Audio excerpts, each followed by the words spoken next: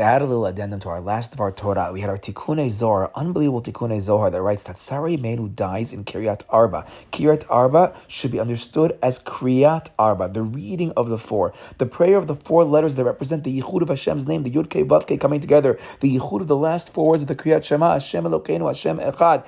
Sarah Imeinu dies with the Koach, with the Yichud of Kriyat Shema. And this is an echo to Rebbe Akiva dying on the Echad of Shema Yisrael, B'chol Nafshecha, that really the 127 years that Orach Chaim HaKadosh writes was Shalem. She gave it all to HaKadosh Baruch Hu. She died with this yichud of the Kriyat Shema. But this sod, it's really a sod, the idea that she has this level of Mesirut Nefesh and this death of Rebbe Akiva, of a Kriyat Shema. Right now, Sarah Imeinu, we know our story. She dies, as Rashi tells us, because of the Akedah.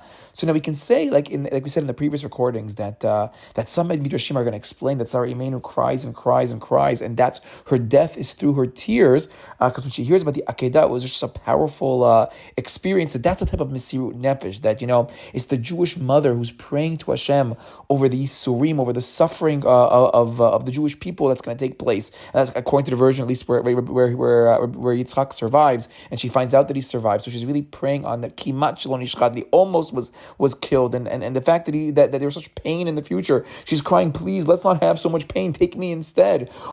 Or if we go according to the approach that she died, thinking that Yitzchak actually died in the Akedah, and that was the pain of realizing that her son had died, that maybe she's praying to HaKadosh Baruch Hu, enough of the martyrdom. How many more Jews have to die? Take me instead. And really what takes place is Hashem does take her instead, and she becomes Zehut for Klal Yisrael. As we mentioned in the past, the other Midrash, this is the koch of her tears, are the koch of the crying out of our shofar. That's our koch on Yom Adin, of Rosh Hashanah, Yom Kippur. We always speak about the Akedat Yitzchak, the koch of Yitzchak and Abraham. It's really the koch of Sarah Imeinu and the tears of Sarah Imeinu. So there is a Mesirut Nefesh in those tears.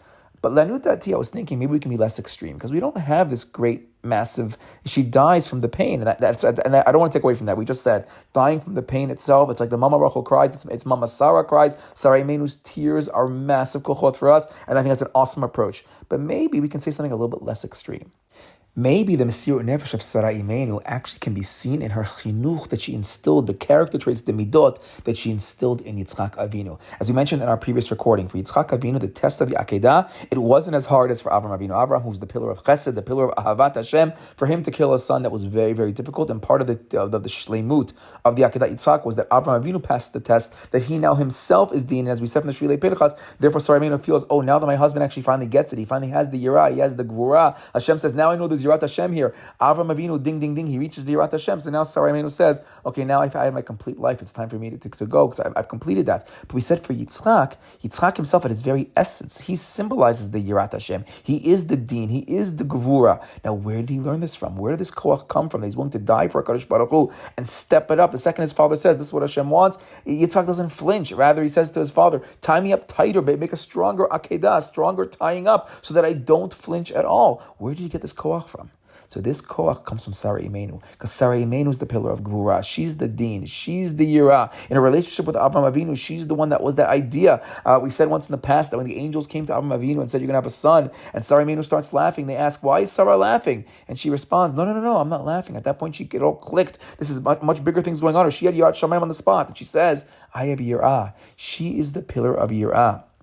So therefore, Yitzchak Avinu's Mesirut Nefesh is willing to die. The Akedah is really the zechut of Sarah Imeinu. And maybe we could say that's the pshat of the Tikkunei HaZohar. Sarah Imeinu now dies on Kiddush Hashem, on the koach of the Kriyat Shema, because she succeeded in raising Yitzchak to pass the test of the Yirah. Hence, the zechut is hers. So she's the one saying Shema. Why is she saying Shema right now? Because now, ding, ding, ding, ding, ding, Akedat Yitzchak. Both her son Yitzchak and her husband Abraham have now been inspired to reach her level of Yirah. Now she had a complete life. Now she's dying on the merit of the Kriyat Shema, because she's that symbol of the Kriyat Shema, because she's the one that taught them how to die al Kiddush Hashem. She's the one that gave them all of those kochot to have that Mesirut Nefesh.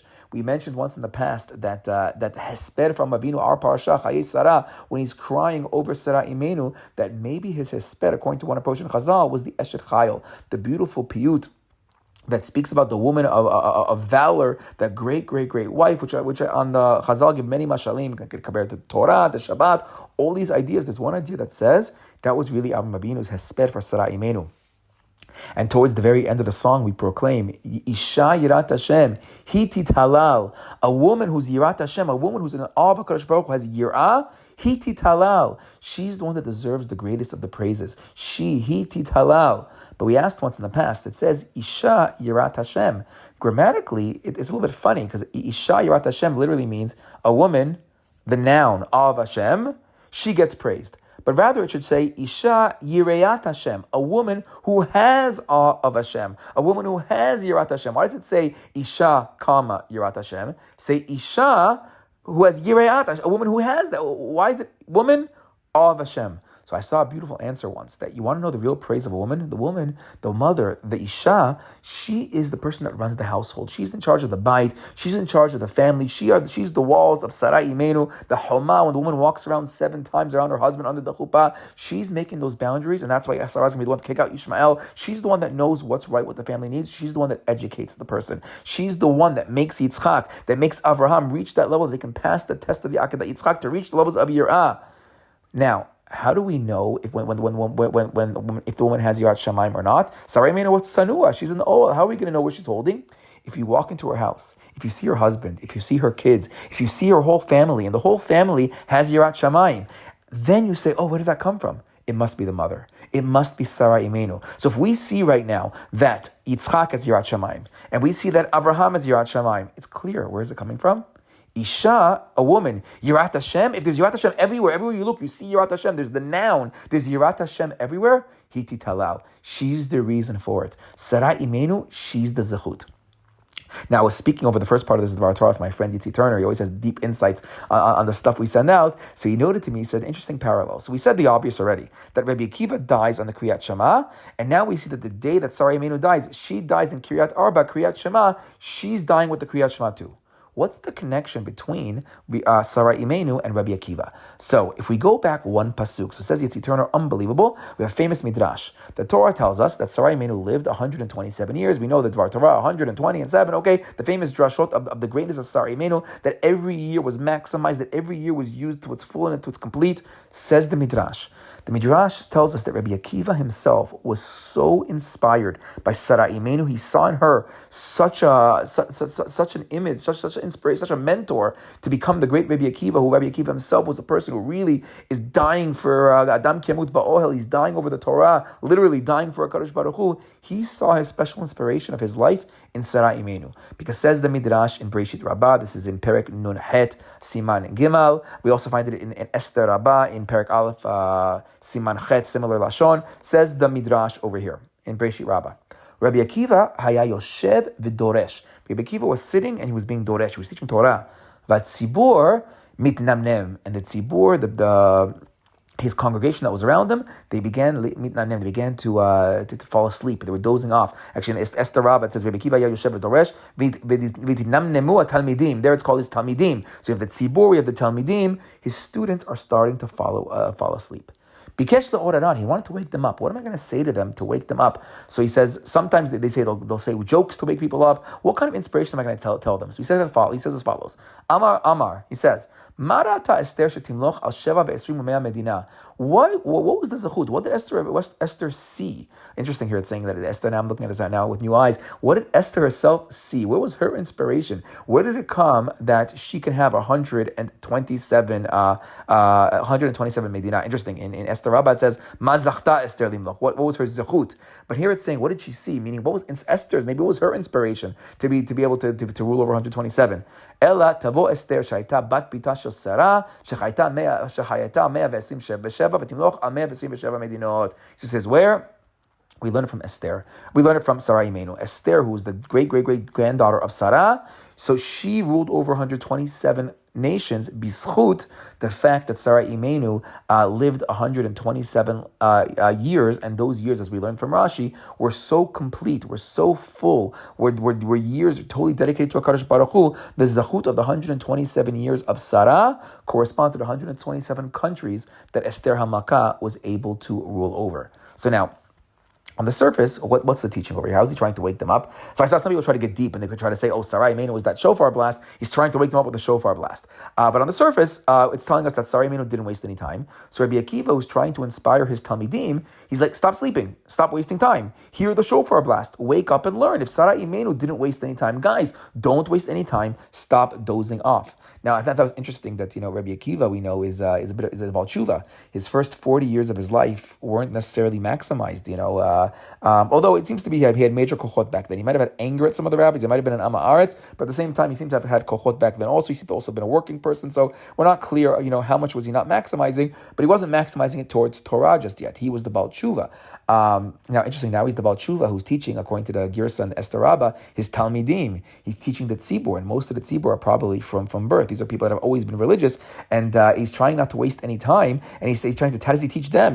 They can just look at him and say, oh, what about your first 40 years, chas shalom? So who does he look to for inspiration?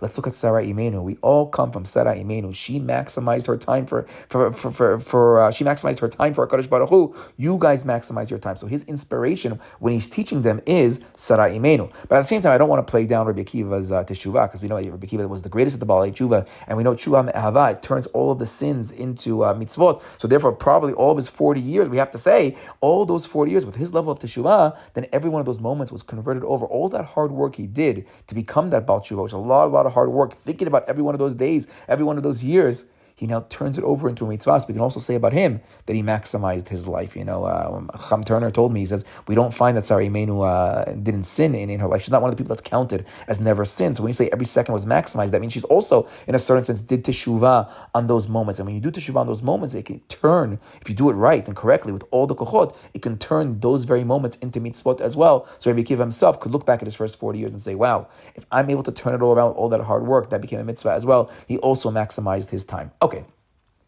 But based on our Zohar, I think it makes a lot of sense that Rebbe Akiva is looking to Sarah Imeinu for inspiration, not just for inspiration about to wake up his students, but in general for Rebbe Akiva to become Rebbe Akiva. Because Sarah Imeinu is our first mother who teaches us this idea of the Keriyat Shema. She's the one that teaches us this idea of Mesirut Nefesh. She teaches us how to step it up for the Akedah. And she's now going to teach Esther Hamalka. What do we know about Esther Hamalka? Why is Esther Hamalka the example over here? She's a great example for Rebbe Akiva as well, because who's Esther Hamalka? She's the one with the great Mesirut Nefesh, risking her life for the Jewish people. When she goes in front of the king, she goes in front of Achashverosh, even though she wasn't called, she knows she might die. I'm going in there, getting ready to die. That's the inspiration that Rebbe Akiva himself is going to have to die on Kiddush Hashem. That's going to be his inspiration, that his very last breath is going to be Shema Yisrael. Where does that all come from? So our Zohar is telling us that comes from Sarah Imeinu. But then Chacham Turner threw out one more possible idea on this midrash. I'm not sure if he wanted to take it as far as I'm going to take it, but I think it's a really awesome point. So we have over here that all the Talmidim, all the Tzibur, they're falling asleep while Rebbe Akiva is teaching. Now, what's he teaching? What is he teaching that's so difficult to understand that they're falling asleep, that they couldn't handle it? What's going on? He says, usually, you fall asleep when something's a bit difficult to follow. So what's difficult to follow? Why are they losing concentration? So maybe, says Chacham Turner, maybe he threw this out there, that maybe this is the same teaching that Moshe Rabbeinu struggled to understand when he was taken to the future to Rebbe Akiva's Beit Midrash, that famous Dvar Torah, that Hashem told him, oh, he's going to be great, this great Rebbe Akiva is going to doresh the crowns of the letters, he's going to doresh the Sha'ar Nun, he's going to take us to the highest points. And Rebbe Akiva was teaching this Davar Echad, which we said, what's Davar Echad? Hashem takes Moshe Rabbeinu to the future, and the Gemara tells us Rebbe Akiva is teaching Davar Echad, and Moshe Rabbeinu, he can't understand it. He's struggling to understand it. What's Davar Echad? So we said in the past, one approach, Davar Echad, is the Echad of Shema Yisrael, that he's going to die on the word Echad, Shema Yisrael, Shem Hashem Echad, die in that Mesirut Nefesh, that Kiddush Hashem, in the face of those great Yisurin. He's going to come to that level of Davar Echad, that last bit of the Sha'ar Nun that Moshe Rabbeinu hadn't gotten to yet. We spoke about Rebbe Akiva teaching now the deepest sodot of the Torah. So maybe what's going on right now is he's teaching those sodot. It says that he's Yoshev and Doresh. I remember learning once that whenever it says that the rabbis are being Yoshev, the language of Yeshiva is a language of teaching the sodot. Also, they're very sleepy. Maybe it's like very late at night, and we have all those stories of the Mekubalim of the last couple generations that they gather together in the late hours of the night, and they go up into the attic and they learn the Zohar HaKadosh together. They're all falling asleep right now. Because why? Maybe Rebbe Akiva is being doresh, the Davar Echad, he's being doresh, the deepest secrets of what it is, that Mesirut Nefesh, the greatness of Esther Hamalka, who's going to dress in the Malchut with her end goal. The Malchut, we know in the Kabbalah, is the end of the Sfirot. It's her end goal of trying to save the whole Jewish people, to try to bring about the greatest understanding of how awesome HaKadosh Baruch is. Rebbe Akiva is the most famous of the Asara Harogei Malchut. Rebbe Akiva is learning about Mesirut Nefesh. Esther was more closer in his generation. He saw it clearly in the idea of Esther Hamalka. Where did Esther Hamalka get it from? So he's saying 127, our pasuk right before our Keriat Arba, our pasuk of Sarah Imeinu. She's all about the Mesirut Nefesh. And these depths are not for everyone to grasp. This level of Mesirut Nefesh, that's only for the greatest of the great. That might explain why Moshe Rabbeinu right now can't fully explain it right away. I might explain why they're all falling asleep right now. It's the greatest secrets of HaKadosh Baruch Hu. Now, what do we know about the greatest revelations? So we know Moshe Rabbeinu, he had a very special level of nevuah with Hashem. He had the aspaklaria ha'me'ira. He could see clearly. He would see HaKadosh Baruch Hu while he's still awake. Other Nevi'im, they only had revelation while they were falling asleep. So maybe that's what's going on right now. Moshe Rabbeinu, he could only see the back of Hashem's tefillin. Rebbe Akiva, he could already see the front. Rebbe Akiva is now being doresh. The greatest secrets, Moshe Rabbeinu, he's awake. He doesn't fall asleep. He's awake, but he's struggling. The rest of the people over there, they're falling asleep. It's way too deep of a Torah. But says the Tikkun HaZohar, and let's close with this, that ultimately all of these most lofty heights, the Akedah, the Esther Hamalka, Rebbe Akiva, the Koach of Yitzchak, Koach of Abraham, as we've been saying, they all stem from our mother, our holy mother, Sarah Imeinu, and the 127 years of dedication to HaKadosh Baruch Hu. So we can say about her, she did it all right. She died the Keriat Arba. She embodied the Echad of the Kriyat Shema. Shabbat Shalom.